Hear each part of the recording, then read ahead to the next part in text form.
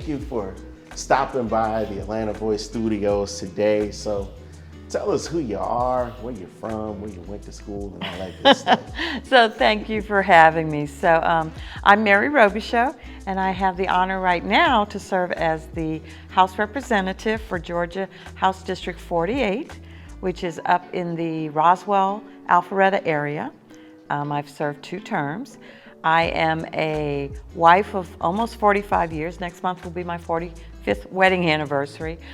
Actually on Sunday, I will become the mother of 41-year-old twin boys. I'm a grandmother of 2 beautiful little girls. I'm a healthcare business executive, was in the healthcare industry, both from a clinical perspective and management for over 40 years. So lived in Georgia 34 years. I'm originally, obviously the name of Robichaux, I'm not originally from Georgia. I'm originally from a little town called New Iberia, Louisiana. So I grew up in the country in Louisiana, and then went to school at LSU. I am an LSU grad, sorry Georgia fans, but you know, we are a fun school. So that's kind of my background. Plenty of fun nights at LSU. We will not go into that for the purposes of this interview. The issues. As it stands now, the heartbeat bill is law in the state, the 6-week abortion ban. How are you going to motivate and empower not only your colleagues underneath the Gold Dome, but also your constituents to speak up, speak out, and mobilize? Thanks for that question. I think, you know, abortion should be that right. But when we look at the totality of that bill too, people need to understand what's coming. I graduated high school in 1973, so right when Roe was passed. I then started in my medical career that unfortunately, you know, access to legal abortions did not occur immediately in all parts of the country even then. So when I went into clinical practice, they still had what was called sepsis units. So women who had either self-aborted, were not able to seek appropriate legal care. They were and then they would come into our hospitals in sepsis. I don't want to go back to that. We've been forming, you know, groups that we know even in my area, close to 75% of people do not want this to occur. I have a personal story which I tell many, many people. Then when we talk about choice, it's reproductive care choice, which in its totality. So my story, as I said, I'm the mother of twin boys. So 41 years ago when my pregnancy occurred, my husband and I, 26 years old, I had a lot of complications in my pregnancy. Now, I worked at a hospital. I was one of the managers at the hospital. I had the best care, but I was having twins. So I had 3 hospitalizations. My last hospitalization, I was in for about 2.5 weeks, and then due to some more complications, I was going into organ shutdown. So I had to go in and have an emergency surgery, C-section, to deliver the children. But I was basically going into a coma, and I didn't know this happened even, so as they're wheeling me into the operating room, my doctor takes my husband aside and asks him, says, "You've got one sick little lady here, we're gonna do everything possible, but if we have to choose between your wife or your children, who do we save?" My husband had 5 seconds to make a decision. He said, "Save my wife." What I try to tell people is until you are in that situation, no one knows what you're gonna answer. Would I have answered the same way? I don't know. I didn't have to. But the doctor did the right thing in talking to my husband. We now have doctors who are scared to do that. I'm trying to tell people that, you know, whether or not I have people who come up to me and say, "Well, I'm pro-life." Well, I'm pro-life also, but I'm also pro-choice. You can be both. You can be both, and we need to be both for the women in this country and for the men who support them. You know, that's what it is. It is the woman's decision, but oftentimes it's a family decision. And that's what we need to make people sure they understand. I think they're going to go after contraception next. You know, we have doctors in this state who are scared now to even have the kind of conversation that that doctor had with my husband. Is that right? I don't think so. And that comes from someone who's been in healthcare. So we're mobilizing. Actually, I just yesterday had a group of women that, and from both sides of the political spectrum, to say we need people to understand what's at stake here, that we as women need to be treated equal, period. Mm-hmm. For the last two sessions, the cries for election integrity by the Republican Party have dominated headlines. We recently saw a video that showed Kathy Latham, the then GOP chairwoman of Coffee County, escort several members of forensics firm Sullivan Stricker into a county election office on January 7th of last year. If elected, how will you advocate for increased access to the ballot box? I think there are a number of ways, and again, what the situation that happened in Coffee County, hopefully all the taxpayers realize the state now is going to replace all of those voting machines in Coffee County on state dollar. Why is that? Okay, so that's a whole different issue in our, hopefully there will be some legal ramifications for what happened.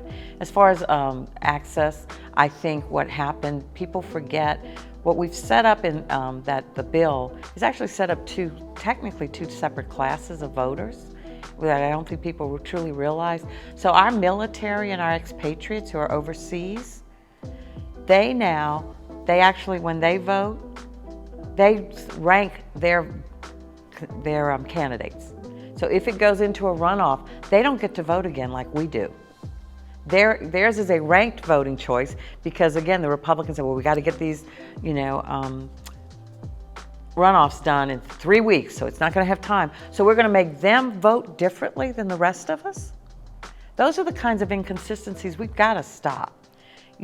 People remember, and I'm going to be honest, the concept of drop boxes, it was not part of any constitution or any part of the law. It was put into place because we were in a pandemic. I think it was an amazing thing, and I agree we do need to codify that. But to make a statement that it's 1 per 100,000 voters, so in Fulton County we can have a total of 8 drop boxes, that makes no sense when they talk about drop boxes versus you can still go put it in a mailbox. So I think this concept of that everyone is cheating, we've got to stop that. I think there should be automatic voter registration, although we knew there was a glitch there that got identified and fixed. So, but we need to continue that. I think we need to have those kinds of concepts, making it easier for people to vote. Because I do think most people, will there sometimes be fraud? Maybe, but I don't think enough, as we've seen with, 4 or 5 recounts, it didn't happen. I was one of the ones and again, the state legislatures were not the ones who chose the ballot system that we use, the Dominion system. Would we have preferred a paper ballot? Yes, but I was one of the ones, and I went in and tried to break the machine myself. They gave us that access. I went in, I was doing all kinds of things with the machine. Obviously if I have true fraudulent intent, but I was doing all kind of weird things. I'm like, it wouldn't let me do it.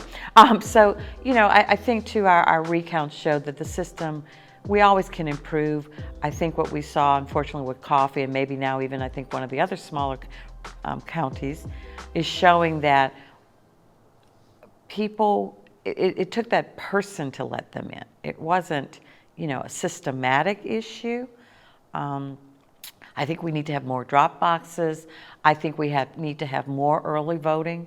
I think we need to limit that, the number of Sundays that can happen. That to me should be local. If your county says we need every Sunday to be available and they can afford it and they can make it happen, then it should. But there are some counties, it's not going to make it that easy. Again, Fulton County, what we had gone in and paid for were actual mobile voting units. Because they knew when you are dealing with almost 1 million people within your county to vote, They look for opportunities that if one polling place got so backed up, they could dispatch a mobile unit that could quickly come up, bring a couple of extra voting machines there, bring up the system to match what was there. They could get it done and alleviate the lines. That to me is a good thing. And then we can't give people water. If I can buy your vote with a bottle of water, come on. I don't get it, but. Absolutely. The Hope Scholarship has always been a huge topic inside the Capitol, as you and I both know. And the issues began during the Great Recession as Hope failed to cover the soaring costs of higher education. What would you propose to help improve Hope's viability, long-term viability? So again, I think there are a couple of things that we need. We need to either have more revenue or look for ways in which to make it, a portion of it needs-based. And I do think merit-based is great, but we also we're one of the few states left that when we have these types of scholarship programs for people going on to secondary education, we don't have a needs-based portion of it, and I think we need that. So I think it's got to be a mix. I think we need other revenue sources. Now, I'm actually for online sports betting. I'm going to be coming out and say that. I think when I looked at the data on a monthly basis, I think they gave us, we have over 500,000 people a month are trying to do online sports betting on legal sites. But again, because of geofencing, they can't do it. But yet they drive up to Tennessee, cross into Tennessee, and they go up there and they place their sports bets, and it's legal. And they come back to Georgia. Come on. I think we need to set those kinds of rules. I think that opportunity, we need to relook at the amount of money they keep in the reserve. I think then we've got to also look for opportunities, ways in which to lower the cost of secondary education, and I would call that both college and technical colleges. We put forth some plans that if a student is in a technical program and they're working 15 to 20 hours a week, their entire tuition should be free. I think there are ways we can do these things to help that. One of the other things I'd love to see is more business involvement in that. I was privileged in my term so far to travel down to a portion of South Georgia that actually has, it's not just an internship, it's an apprenticeship program, really designed after a European model, so that a business pays a portion and then the state pays the other portion. And they actually start working with high school students in 10th grade. They go into a manufacturing type plant. And when we say that, so much now is computerized and it's beyond what we used to think of as a manufacturing plant in my day. But they're training these young people who are pretty much saying, college may not be for me and I want to look at something else. So they go in, at 10th grade they make no money, 11th grade they get a salary, 12th grade they get a salary, but by the time they graduate from high school, they have a high school diploma, they have a 2-year associate degree from the University of Georgia system. They have an international certification for the profession they're going into, this type of manufacturing, and they have a guaranteed job starting at approximately $60,000 a year. I think that's pretty good. I think we need to introduce that. Then if we have students who want to go on for even higher education, you have something that's pretty much going to pay a good portion of your bills while you go on. So I think involving business is one way more, because they're the ones suffering without having the qualified employees. Let's work together with them and to make it viable and sustainable. I do think online sports betting will allow us to make that viability and sustainability happen for us, and then move toward needs-based. A portion of it as needs-based. I still think we need to have merit-based programs too. I'm one for both. Mm-hmm. How well do you work with people that you fundamentally disagree with? Well, so in actuality, I got into this race because the person at that time who was representing my district, I didn't feel they were willing to listen to the other side. So my whole concept is that we need to have adult conversations about the problems that we have. Because if I have a problem, you probably have somewhat the same problem. And I look at it that we probably all want the same things ultimately. How we get there is slightly different.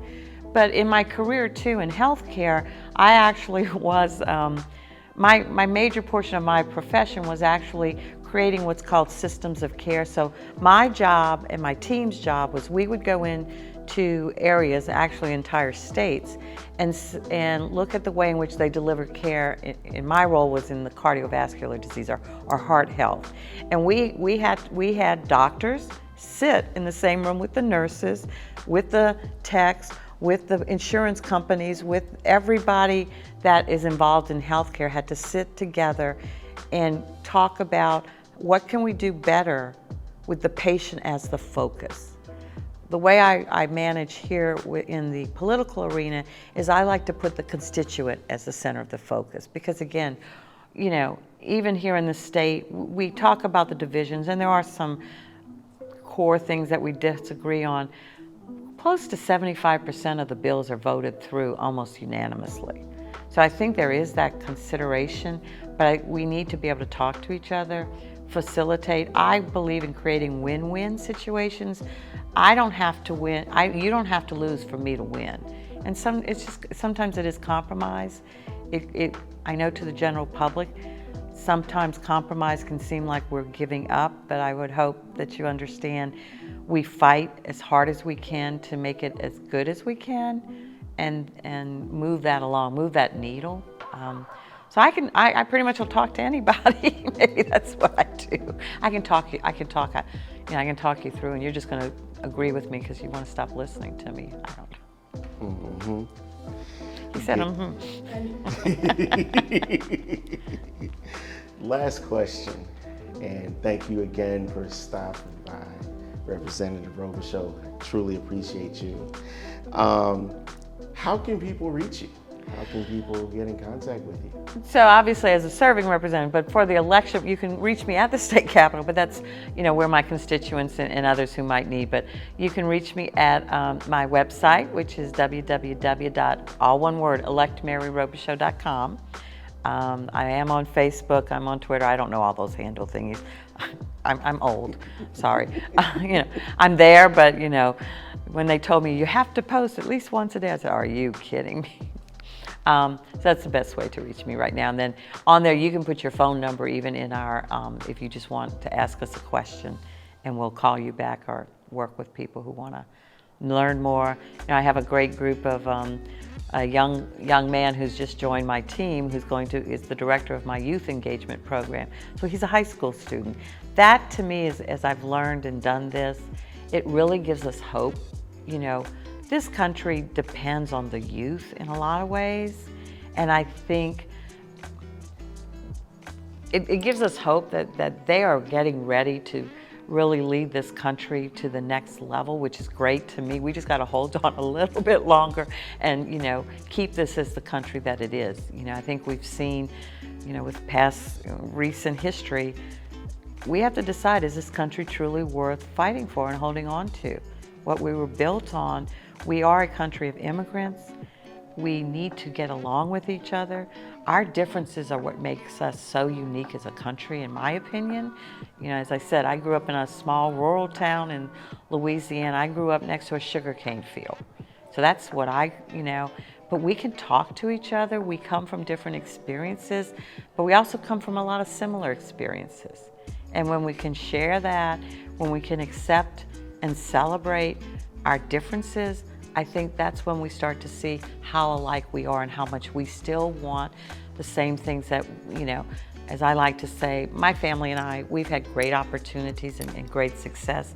But again, my dad grew up in a 2-room sharecropper shack in the middle of a sugarcane field. My dad's the youngest of 8.